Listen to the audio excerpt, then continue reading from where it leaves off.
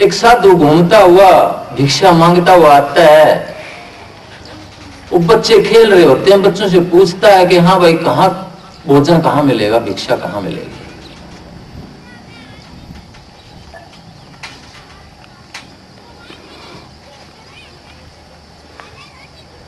तो बच्चे मजाक में कह देते हैं कि अजामेल के घर की तरफ हाथ कर देते हैं कि वहां मिलेगी तेरे को। वहां जाकर के देखता है अजामेल घर में नहीं होता है। उसकी पत्नी घर में होती है। वो भोजन की मांग करता है। वो कहती आओ महाराज बैठो।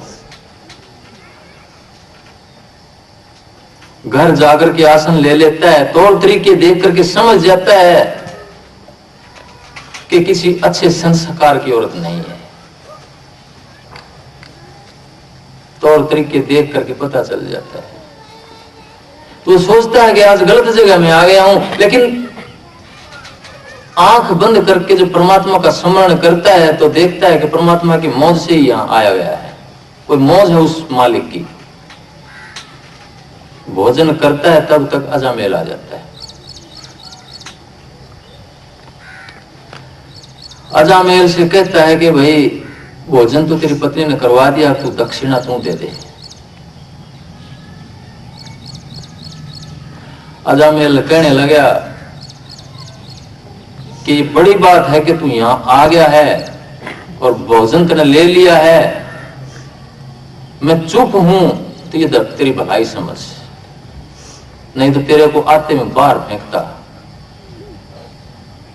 दक्षिणा की तो बात क्या करता है तू, यहां से चला जा। वो कहता है कि नहीं, दक्षिणा तो मैं जरूर लेकर के जाऊंगा। दक्षिणा मेरी यही है कि तेरे घर जो औलाद पैदा हो उसका नाम नारायण रख देना। उस साधु ने देखा कि संस्कारी लड़का लगता है, गलत संगत की वजह से इसका ये हाल हो गया है। संगत क्या थी, बैठा हुआ जंगल में बैठा हुआ था, झाड़ी की ओट में स्मरण कर रहा था। एक युवक और युवती आते हैं, उनको देख करके उसकी जो काम वासना थी वो जागृत हो जाती है।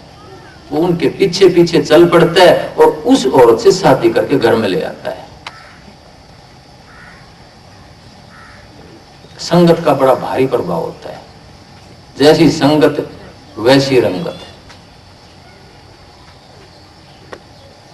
कहा गया कि जैसा पीवे पानी वैसी बोले बाणी। तो साधु ने देखा कि संस्कारी लड़का मालूम होता है। ब्राह्मण पुत्र ज्ञानी, ब्राह्मण ज्ञानी को कहा जाता था। जात का नाम नहीं था ब्राह्मण। ब्राह्मण सोई जो ब्रह्म पछाणे, बाहर जंदा भीतर आने, कि जो बाहर की बजाय अपने अंतर में आकर के उस आत्मा का दर्शन कर लेता है, वो ब्राह्मण कहलाता है। उसी को ब्रह्म ऋषि बोला जाता था। आजकल हमने जात पात पे चीज ढाल दी है, ये मतलब नहीं था इसका। जब इस चीज का जन्म हुआ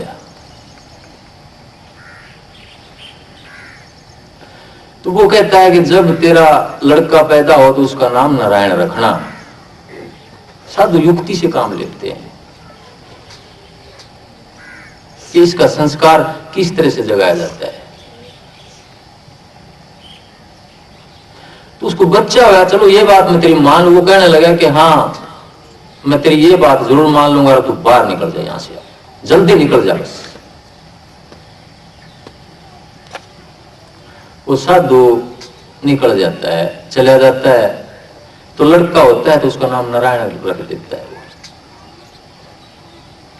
जब आखिरी समय आता है, यमदूत आ जाते हैं।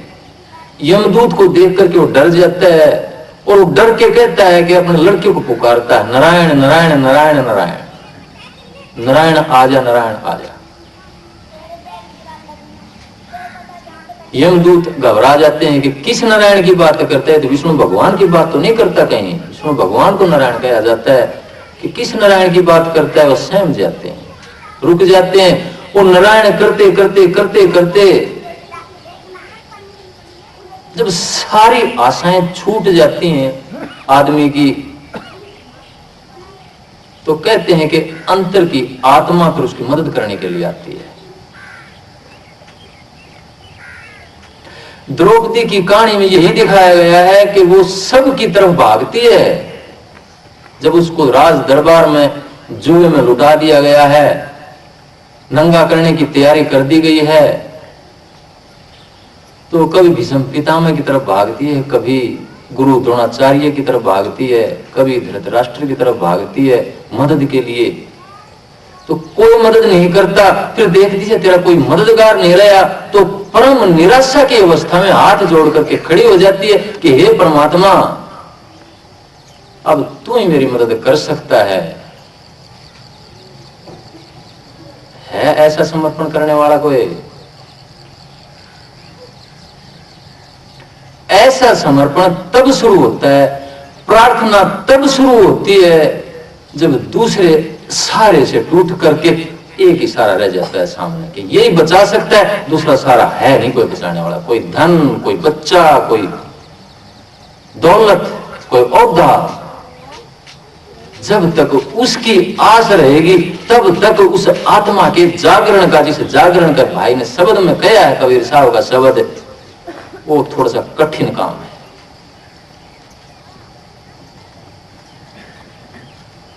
तो जब परम निराशा की अवस्था में वो आई द्रौपदी, तो तब अंतर में वो आत्मा कृष्ण रूप धारण करके, उस परम तत्व का रूप धारण करके प्रकट हो जाती है, और उसका सारा, तो क्या कहता है दुशासन के, नारी ही की साड़ी है, साड़ी ही की नारी है, कि इस पूरी औरत की साड़ी बन गई है क्या?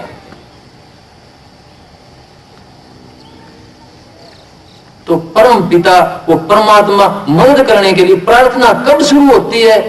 प्रार्थना तब शुरू होती है जब हम पूरी तरह से समर्पण होकर प्रार्थना करते हैं उस परम पिता को। वरना हाथ जोड़ करके सुबह मूर्ति के सामने खड़े हो जाते हैं, प्रार्थना करके चल पड़ते हैं अपने काम पे, ये प्रार्थना नहीं है। प्रार्थना और समर्पण वो है जो अंतर की आत्मा को जगाते हैं, उस परमात्मा की झलक देते हैं, दर्शन देते हैं। वो प्रार्थना है, वही समर्पण है। अगर ऐसा समर्पण हो जाता है, ऐसा मैल अगर कट जाता है, ऐसी पश्चाताप की अग्नि अगर पैदा हो जाती है, तो योग यज्ञ की पूर्ति हो जाती है। फिर आपके अंदर योग यज्ञ बन जाता है। तो अजामेल नारायण नारायण करता हुआ सब तरफ से उसकी वृत्ति टूट जाती है, तो अंतर के संस्कार जागृत हो जाते हैं। उसके अंतर का जो गुण, अंतर की जो जात, जो सेल्फ, जो आत्म रूप पड़ा था, वो तैयार था, वो गुनाहों के मैल से ढक गया था वो। और जब